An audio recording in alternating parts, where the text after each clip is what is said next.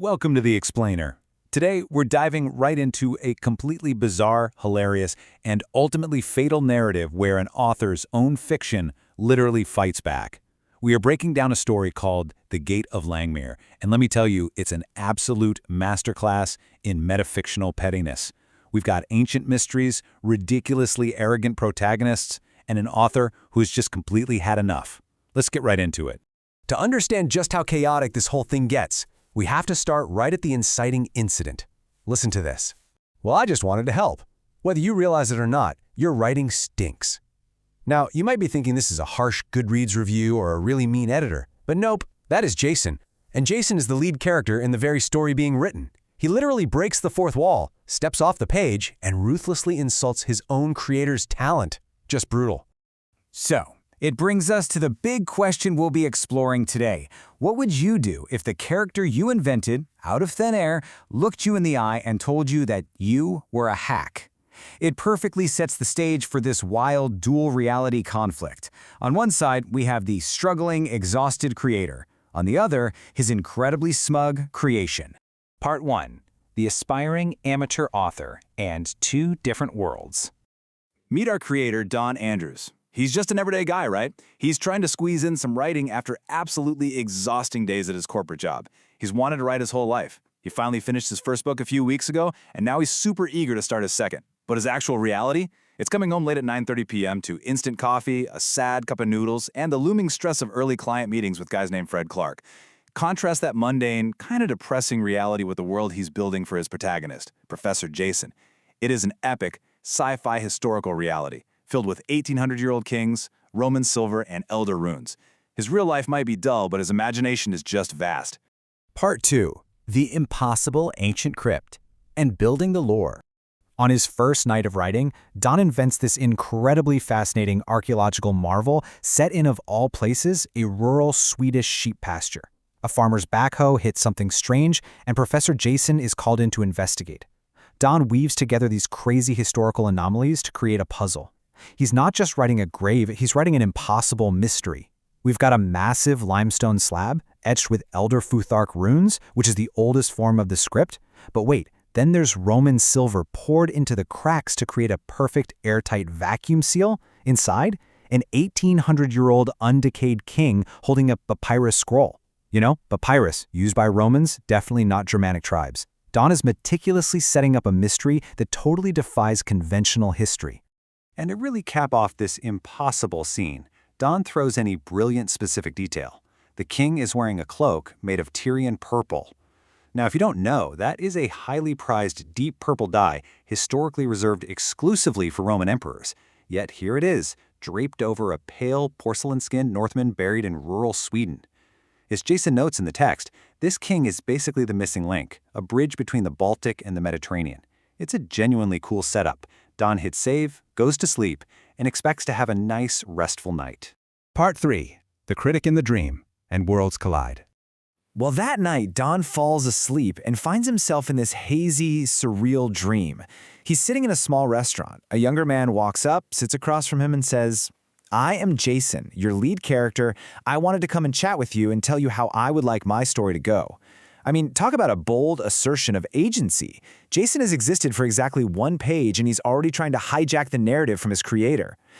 Don realizes he's dreaming and tries to politely brush it off, basically saying, "Hey, I'm the author, I've got this handled." But Jason, he does not back down.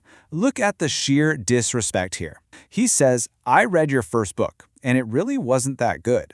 I think you would benefit from my input, dude." He is just so remarkably smug. And that specific word, dude, oh man, it instantly sparks Don's anger.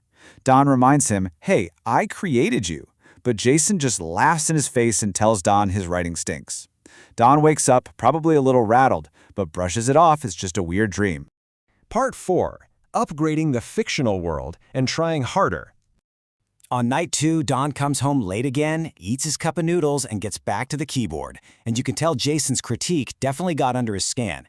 Don decides to really impress his overly critical character by upgrading the tomb into an absolute marvel of advanced ancient tech. He adds pozzolanic ash, which is Roman concrete, proving they built a laboratory-grade waterproof vacuum. He throws in electrum, an alloy of gold and silver, running from the ceiling to the dais as grounding wires to protect the body from lightning. And the ultimate reveal? Jason realizes the king buried himself using advanced Roman chemistry and engineering to preserve knowledge as Rome fell. The tomb isn't just a grave anymore, it's literally a hard drive made of stone. This is a massive upgrade in the lore. Don is really trying here. Okay, let's quickly track the pacing of this bizarre meta-fictional conflict. Day 1, Don writes the opening, Jason critiques him. Day 2, Don upgrades the lore with these incredible sci-fi elements. But when he goes to sleep, Jason actually gets crueler. And that, inevitably, leads us to Day 3, where Don finally snaps and plots his fatal revenge. Part 5. The final insult and pushing too far. So after pouring his absolute heart into upgrading the tomb's science and history, Don goes to sleep, probably expecting a little gratitude from his protagonist. Instead, he ends up right back in that hazy restaurant dream, and Jason has somehow gotten worse. He tells Don the latest draft was just boring. When Don tries to defend his artwork, Jason delivers this absolutely brutal line. "It smelled so bad I thought I needed a clothespin to put on my nose.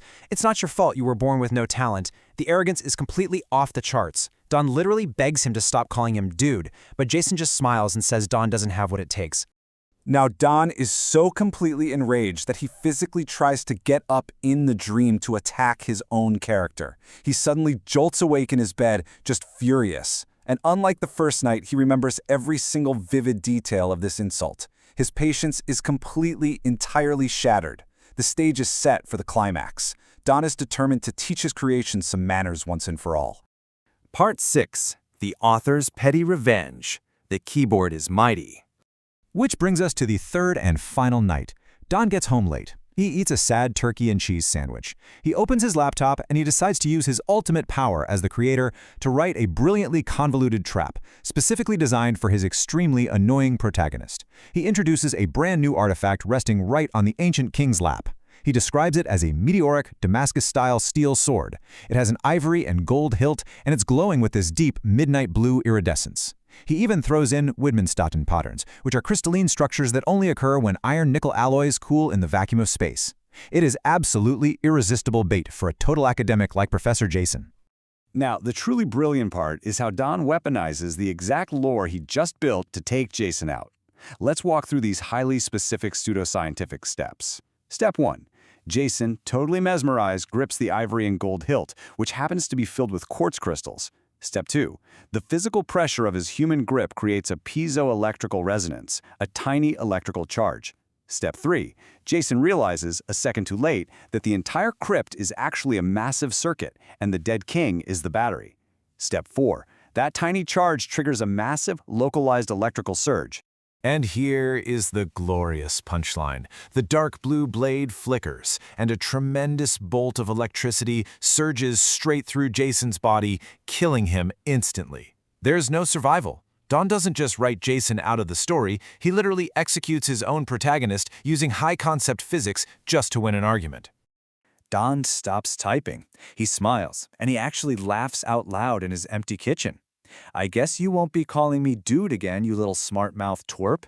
He just closes his Word document, turns off his laptop, and heads to bed, feeling completely satisfied. He even notes that he's probably going to have very good dreams tonight. The sheer, unadulterated pettiness of this victory is just fantastic. And that leaves us with a really fascinating final thought to ponder as we wrap up today's explainer. Is the creator truly in control, or does the creation always demand the final word? Because think about it. Don won the battle, sure, but Jason successfully bullied Don into writing a much better, far more complex story just to kill him off.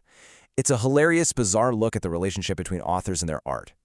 Thank you so much for joining me on this breakdown, and remember, keep questioning the narratives around you.